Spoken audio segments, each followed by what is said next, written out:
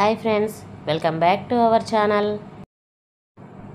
మనం ఇత్తడి బిందెలు కానీ రాగి గిన్నెలు కానీ ఏమైనా క్లీన్ చేసుకోవాలంటే ఎర్రమట్టి, చింతపండు, నిమ్మకాయ ఇలాంటివి యూజ్ చేసి గట్టిగా తోమాల్సిన అవసరం ఉంటుందండి. లేదంటే వాటి మీద ఉండే మరకలన్నీ మనకి పోవు. అలా కాకుండా ఈ వాటర్ తోటి క్లీన్ చేసామంటే సింపుల్గా చేత్తోటి రుద్దాల్సిన అవసరం కూడా లేకుండా ఈజీగా క్లీన్ చేసేసుకోవచ్చు. ఇవి చాలా రోజుల కింద క్లీన్ చేసినవండి. నేను పైన షెల్ఫ్లో పెట్టినవి బాగా మట్టి పట్టిపోయి ఉన్నాయి. వాటిని కూడా క్లీన్ చేయగలను సింపుల్గా. చూడండి, జస్ట్ ఇలా వాటర్ వేస్తేనే క్లీన్ అయిపోతుంది. ఇది నేను బయట నుంచి తెచ్చిన లిక్విడ్ అయితే కాదండి, ఇంట్లోనే ప్రిపేర్ చేసుకున్నాను. మీరు కూడా ఇలా సింపుల్గా ప్రిపేర్ చేసుకొని యూజ్ చేశారంటే గట్టిగా తోమాల్సిన అవసరము లేదు. చేతులు నొప్పి పెట్టకుండా ఈజీగా మనము రాగి ఇత్తడి పాత్రల్ని క్లీన్ చేసేసుకోవచ్చు. ఈ రాగి గిన్నెలు కానీ ఇత్తడి గిన్నెలు కానీ ఊరికమంటే నల్లగా అయిపోతాయండి. మనకి దేవుడు సామాను రోజు తోముకోవాలి కదా, రోజు రుద్దాలంటే కష్టము. ఇలా కానీ ప్రిపేర్ చేసామంటే ఒక స్ప్రే బాటిల్లో పోసి పెట్టుకున్నామంటే డైలీ యూజ్ చేసుకోవచ్చు. సింపుల్గా క్లీన్ చేసుకోవచ్చు అండి. నేను చేతితో కూడా రబ్ చేయకుండా క్లీన్ చేస్తున్నాను. మన ఛానల్ని ఎవరైనా ఫస్ట్ టైం చూస్తున్నట్లయితే ప్లీజ్ సబ్స్క్రైబ్ చేసుకోండి. ఈ వీడియో కనుక మీకు నచ్చితే ఒక లైక్ వేయండి.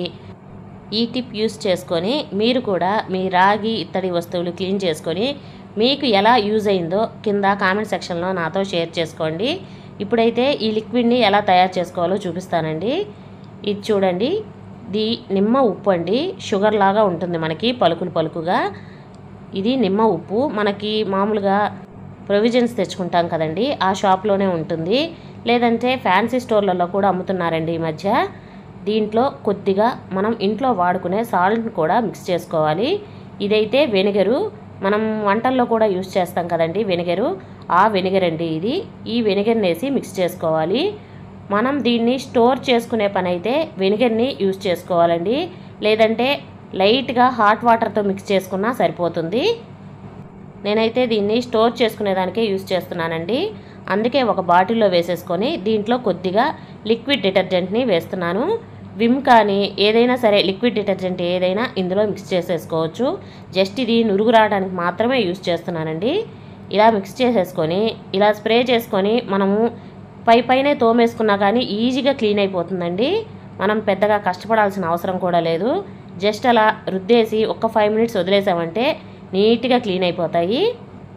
ఇవైతే నేను డైలీ యూజ్ చేసేవి కాదండి, పైన షెల్ఫ్ల్లో ఉండే వస్తువులు తీసి తోమి చూపిస్తున్నాను. చూడండి, ఇత్తడి వస్తువు మీద ఊరికే జస్ట్ అలా వేసానో లేదో వాటర్ అనేది ఎలా క్లీన్ అయిపోతుందో మీకే కనిపిస్తుంది. తేడా అప్పుడే వచ్చేస్తుందండి. జస్ట్ వేలు టచ్ అయినా కానీ మనకి ఆ మట్టి అనేది పోయి నీట్గా క్లియర్గా తెలుస్తుంది. చూడండి, వేలతోటి చూపించినా కానీ ఇలా సింపుల్గా క్లీన్ చేసుకోవచ్చు. ఇంతకుముందు వాళ్ళైతే ఎర్రమట్టి, చింతపండు ఇలాంటివి యూజ్ చేసేవాళ్ళండి. మనమైతే ఇలా ఇప్పుడు సింపుల్గా క్లీన్ చేసేసుకోవచ్చు.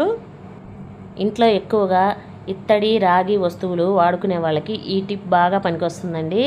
లేదంటే పండగలప్పుడు మనము ఇలాంటి వెండి, ఇత్తడి, రాగి వస్తువులన్నిటినీ క్లీన్ చేసుకుంటాం కదా, అలాంటప్పుడు కూడా ఈ టిప్ అనేది యూజ్ అవుతుంది.